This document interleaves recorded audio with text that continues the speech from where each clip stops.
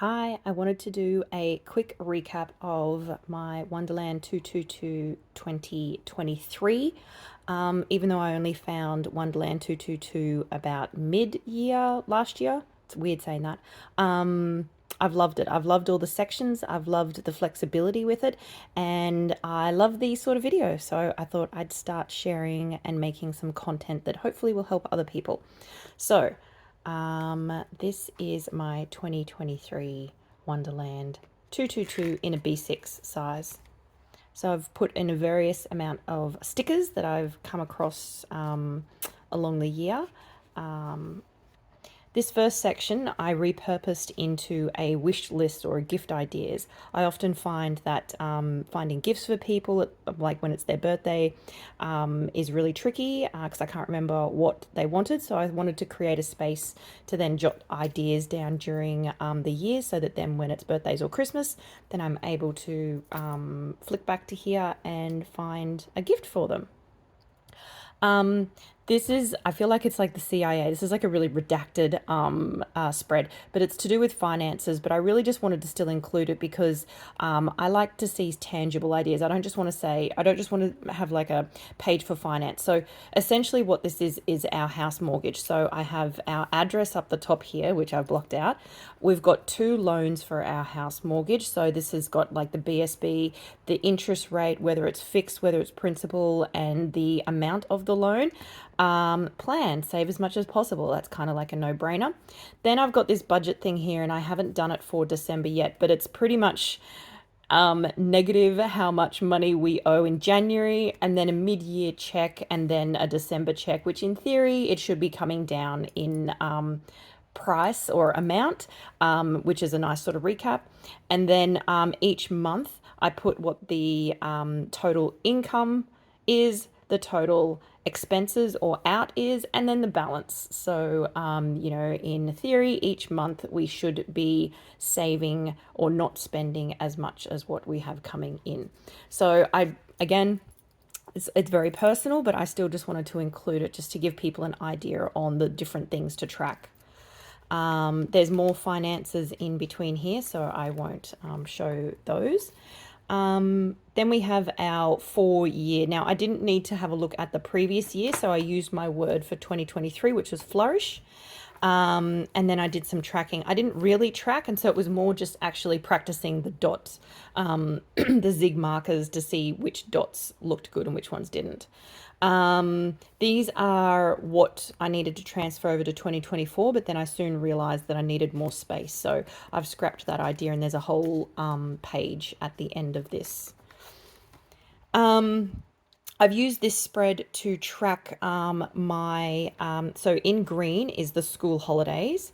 I did actually have it in yellow, but then I hated the green and yellow look. So then I covered it over in purple, and then it kind of went with this funky color. So yeah, these are the public holidays in like the purple. Then the purple blocks are the work trips, and the green blocks are the family holidays of where we went away. So this was just a really nice spread just to, at a glance, see for the year whether or not, what work trips I've got so we could plan family holidays around it. Do they work in with school holidays or public holidays and just stuff like that. So that was really good. I tried a few different things with tracking my movement for 2023. For the first quarter, I was just tracking the gym classes that I went to. So whether or not I did 1 class, 2 classes, or whether I went over 10,000 steps. I also, because I was going away a fair bit for work, I didn't think it would be very fair at a glance to see that I was penalized for not going to the gym when I actually wasn't at home and I was away. So I tracked that by doing this little corner color in, just to sort of, give myself a bit of a break that it was okay that I didn't do any exercise on those ones. I also, because I'm old and I'm not in my teens anymore, realized that when I'm going to the gym, I actually injure myself. So I wanted to have a bit of an injury tracker as to see if I was getting a reoccurring issues and things. So I was tracking that as well.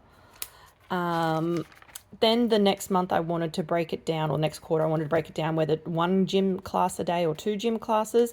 So that was just the color coding for that. And then I wanted to go a step further and actually track my steps, which was really handy with my Garmin watch. And I could do that retrospectively as well. So I didn't feel like I had to do it every single day. Like if I was a couple of days behind, I could just go to the app on my phone and then jot it in. So again, the color coding for the gym classes and then also putting in the steps. And this was really handy to see that then, like, oh, look, Thursdays, I generally, because my work is very, it's an office, so it's sitting down all day long and I wasn't getting any steps in, then I knew on Thursdays, okay, well, maybe I need to, lift my game and do something for that.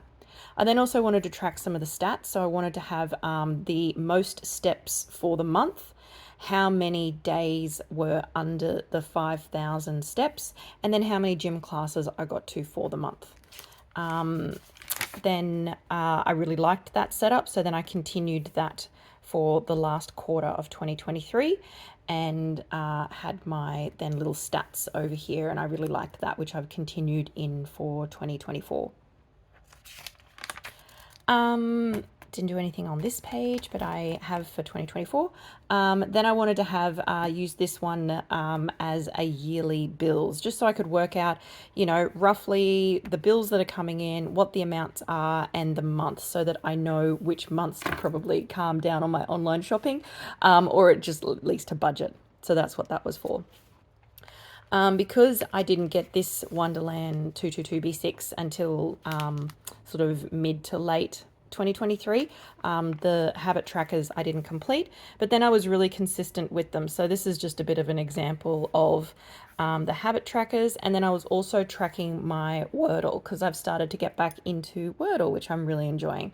So that was a really good way to track that as well. I was tracking over here what my husband was getting to try and get a little bit competitive, but that was too much for me to track. So I've just thought, nah, I'll just do it for how many times I got Wordle in. I was also tracking media consumed, and I really like this, and I also have continued this for 2024.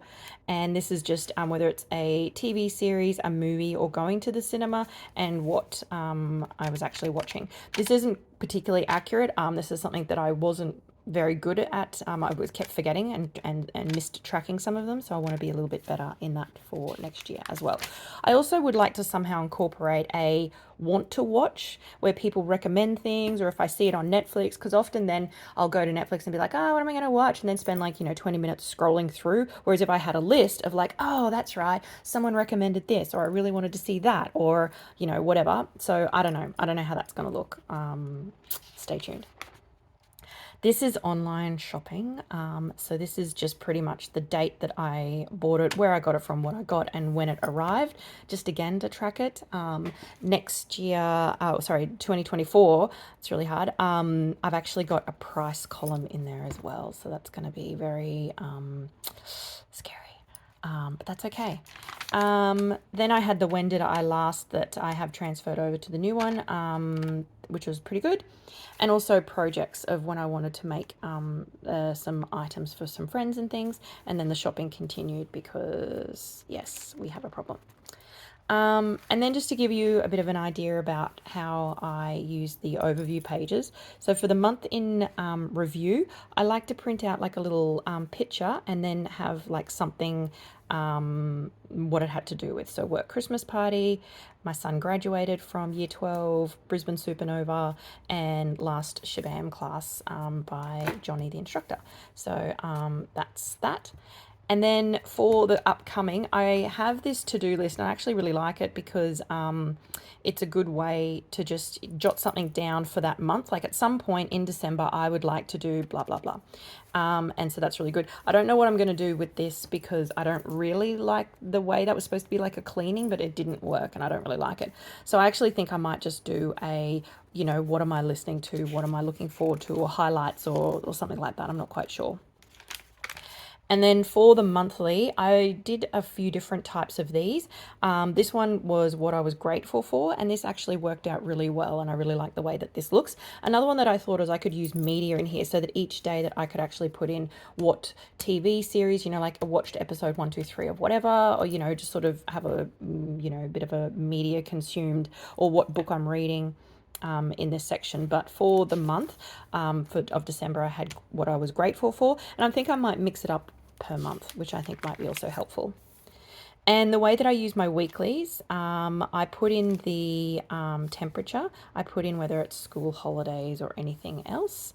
Then I have color codes for family members. So orange is my husband, so this is his shifts that he's doing for the week. Green is school, so that's when the school finished at 1:30. Purple is me, so this is the different gym classes that I wanted to go to, or if I was doing something with friends like dinner. Pink is my daughter, so she has a shift at KFC, and so putting in her shifts. And then blue is my son, so where he was working at BCF and KFC because he has 2 jobs. And then I was having this bit in here was in the work sort of hours, was my work to-do list. So that was what I had to do and then check off and then carry on to the next month. Next week. And then down the bottom is more like cleaning personal to-do lists of what I wanted to achieve. Yellow, different shifts that my husband was on, or yellow, like taking, to the vet, or just different general family sort of things. And then I meal plan per week of just dinners, just so that I know roughly what meat to get out and what to buy in the shopping. So that's pretty much how I plan my week. It's very colourful. I am wanting to maybe change that up a little bit because next for 2024 I want to have like a coloured theme per month, and I just think that the coloured highlighted for the family members will clash with that. So I'm thinking about making little symbols, but I might just trial that for January and see how that looks. But that sort of is how it works for me, and it works really, really well. So I really like that. Then in the back section, I was doing journaling, and I was doing it I was just using, divided the page in half. It's a bit personal, so I'm just not trying to show full on, but I was dividing the page in half and then just writing until I stopped, and then that was it. And that was really good. And it was good for this size because this is only the smaller Wonderland222. So it only has, I think, 96 pages in the back. So obviously not 1 page per day. But I worked it out that I'd have to have about 4 days per page. So it'd have to be sort of that much. And some days I was writing more than that, and I felt that that was a little bit restrictive. So for 2024, I did buy the big bad boy, the all-in-one, so that does have a page per day. And because I didn't move into this until probably about October, I did have a lot of spare pages in the back. So then I was using it for a page a day just to see whether I actually would fill it. And I wanted to doodle more. Okay, they're really dumb, but I just wanted to practice and doodle more. So this is just an example, and I wanted to stick things in. So I picked up a order from Favorite Things, and she is the Australia stock list for the Coffee Monster Co. washi. So that's some of the washies that I got, and yeah, definitely a little bit obsessed. So this has been working out very well, and this is how I'm going to be doing it for 2024, is to be doing a page per day and just filling it up with some words, filling it up with some pictures, filling it up with stickers, putting in some tip-ins, just doing whatever, and whatever I feel. So yeah, so that's been working pretty well for me. Yeah, so that's been working very good. New pen days. I've actually started getting into fountain pens as well, so that's pretty cool. And then at the back, I just have washi, swatches, pen tests, just the standard. And that's my 2023 planner. It's going to be sad, but she chunked up pretty nicely, and looking forward to getting into the 2024. Thanks.